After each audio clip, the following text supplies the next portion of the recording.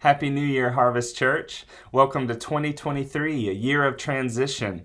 So today is Vision Sunday, and it's also the start of our prayer week. And we're doing something a little bit different this year. We have printed up a prayer guide for you that you can pick up if you're at the church this morning, or if you haven't had a chance to pick that up, you can download it from our website. And what that has is prayer points for every day, but also a devotional from this book, Principles of Prayer by Charles Finney.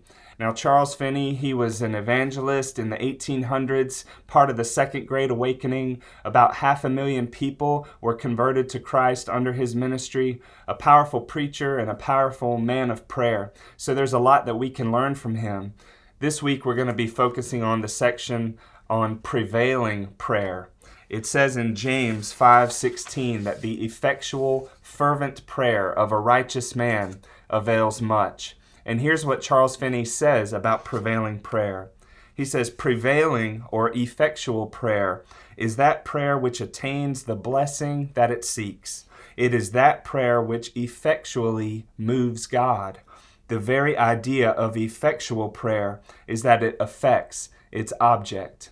So today's devotion digs a little bit into effectual prayer and how to be effective, how to get ourselves in position to receive the blessing that God is ready and willing to bestow.